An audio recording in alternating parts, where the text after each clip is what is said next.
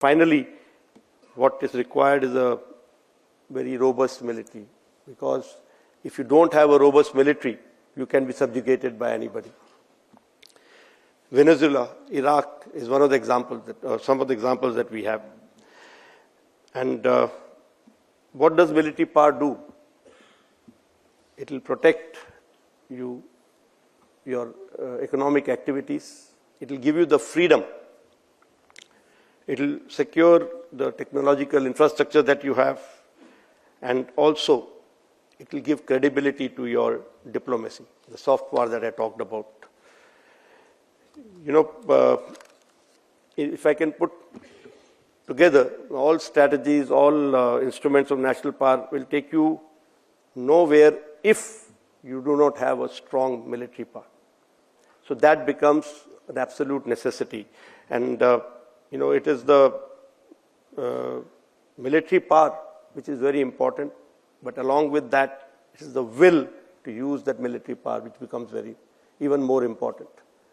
So you have to show that will, because unless you have the military power, unless you have the will to use it, you can keep showing restraint, but that restraint will be seen as a weakness.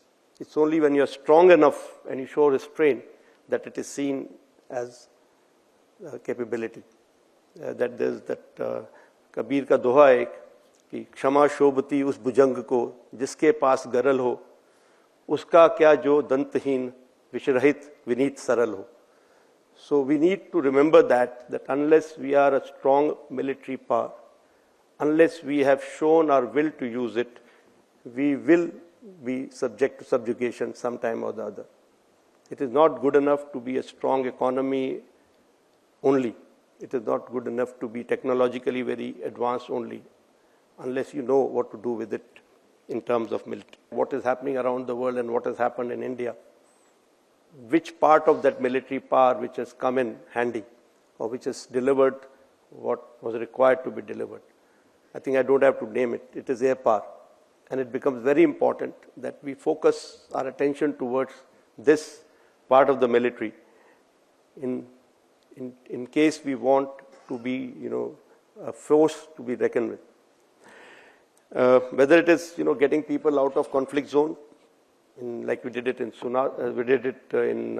Sudan, or whether it is, giving a blow to the terrorist infrastructure and their perpetrators, or whether it is attacking multiple bases in Pakistan in a matter of few hours to send a signal that enough is enough and bring them to their knees. It was air power which did the trick, and that has to be remembered. One of the most,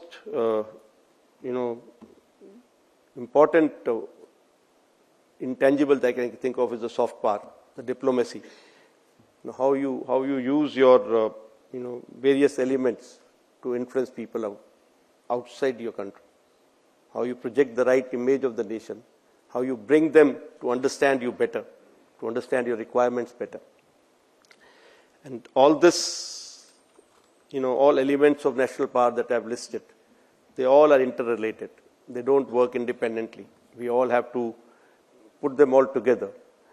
But historically, what we have seen and what we are seeing in the recent past, what is happening currently in the world, we must understand that military power stands as the ultimate arbiter of the national power. Anybody who can be very economically sound but cannot be secure. We have the example of our own country. We plus China, I think we control almost 60% of the world GDP at one time. But that didn't stop us from getting captured and colonized. Right now, creating a strong military, like I said, especially the Air Force, becomes a necessity. And it will ensure that we are, this is a requirement if we have to take a flight towards Vikasit Bharat of 2047. And that is where our focus should be. And I feel we have the mindset, we have the, human capital, but somewhere we are lacking is technology, and that can be caught up with. in due course of time. Unfortunately, our requirements do get requirements and timelines get affected by what is happening in our neighborhood, because we need to be prepared for our adversary. So whatever happens there, we need to be a little on the reactive mode at times. So while supporting all the R&D efforts that are going on towards indigenization, towards being Atmanirbhar, while supporting that, we need to take some decisions to invest in some other maybe Make in India programs. That means while design and develop in India is continuing, we need to take some quick decisions to get some Make in India program into our country, so that we get the technology and we get our products, the weapons and the platform that we need in near future. We need to catch up with the technology. So to catch up with the next generation, we need to join hands with some other country, because maybe we can do it alone, but it will take longer. And world over, it is happening. We are all into strategic partnerships. This is the right time to get into a strategic partnership for development of next generation platforms and weapons. Something on the lines of what decision we have taken for the engine, the engine for the future aircraft.